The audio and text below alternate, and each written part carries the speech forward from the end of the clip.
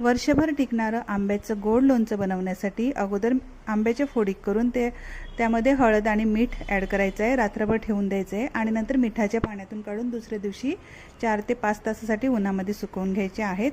त्यानंतर त्यामध्ये लोणच्याचा तयार मसाला, हळद, मीठ ॲड करायचं आहे, छान असं सर्व मिक्स करून घ्यायचे आणि हे अशा प्रकारे दिसेल। त्यानंतर मग गुळाचा पाक बनवून घ्यायचा आहे आणि तो आंब्याच्या फोडीवर ॲड करून घ्यायचा आहे आणि छान असं सर्व मिक्स करून घ्यायचं आहे।